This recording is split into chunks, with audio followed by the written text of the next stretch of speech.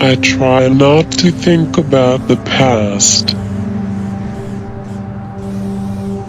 how my presence in the world has affected various events,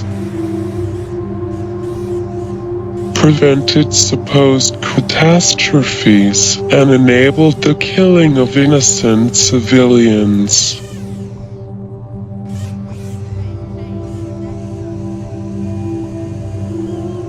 This is the job,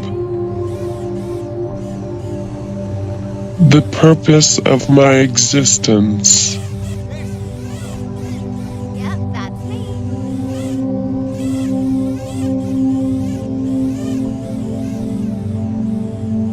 These days I keep my emotions bottled up.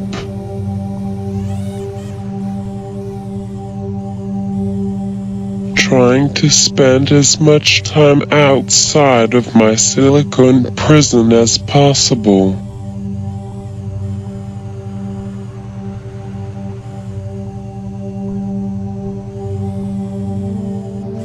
When I'm out in the world, I love flying high above the trees, occasionally getting to watch the sunset.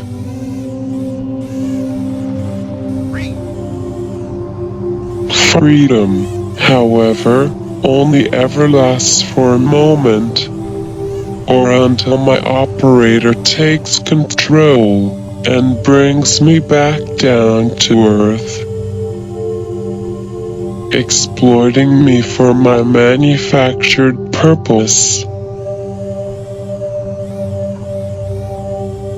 Because I'm small, a lot smaller than any commercial unit available on the market, my body is able to sneak into areas unseen to collect valuable intelligence.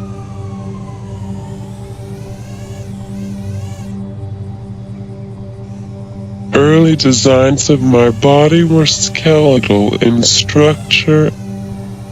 Experiments by the Norwegian inventor Peter Murin, who founded Prox Dynamics in 2007. The company began developing Black Hornet drones, and by 2009 had produced my first iteration, the PD-100.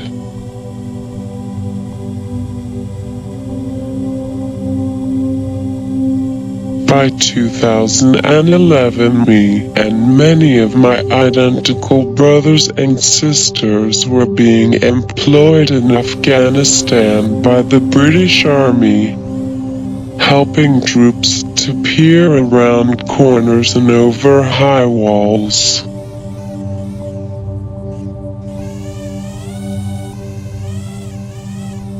As time continued, our bodies were upgraded.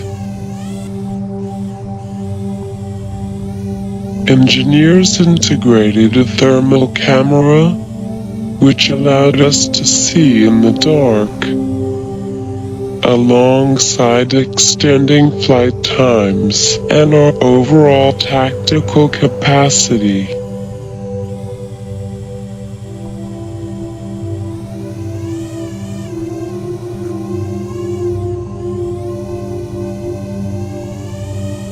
A few years later, Prox Dynamics was acquired by FLIR Systems, an American company, and governments all over the world wanted access to our abilities.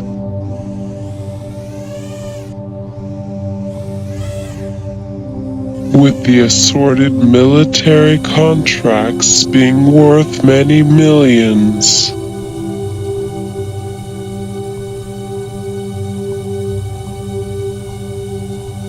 Me and my siblings have now been used by more than 30 nations,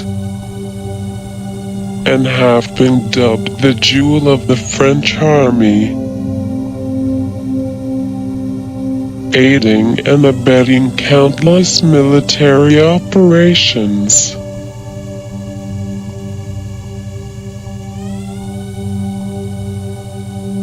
I sometimes think about how my life would be different if I had been created as a commercial drone. Born into this world as a low-cost plaything to normalize the use of unmanned aerial vehicles.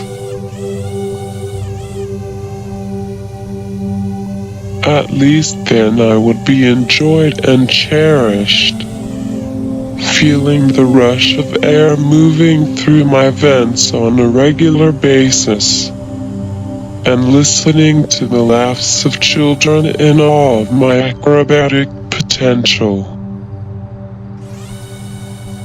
Instead, I'm only utilized on certain occasions, special operations which require my unique abilities.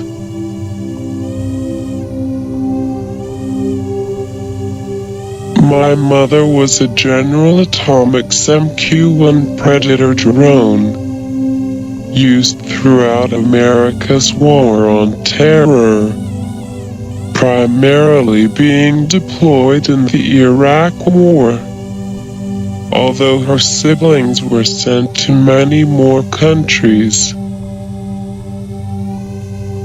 Whoever America wanted to wage a war with.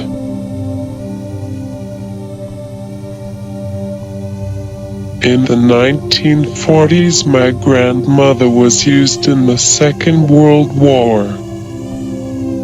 One of 15,000 radio planes, the first mass-produced drone in the United States.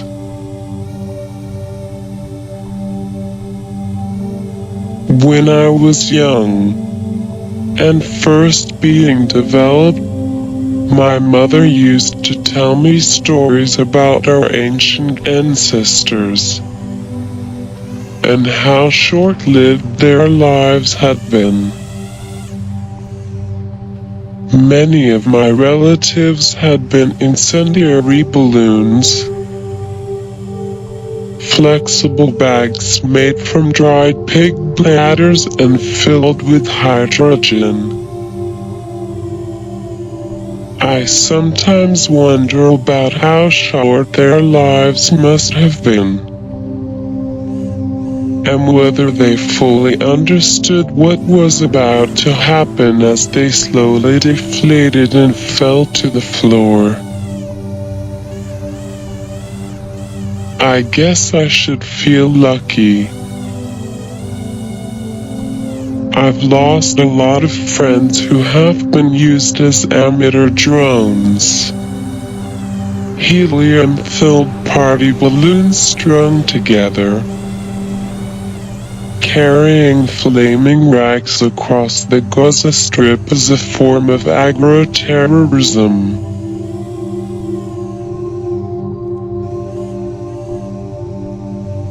There have been points throughout my life when it's so cold my circuit boards have started to freeze, and I haven't been allowed outside of my windowless residence. That I wish that I had been born a balloon, spreading joy instead of destruction.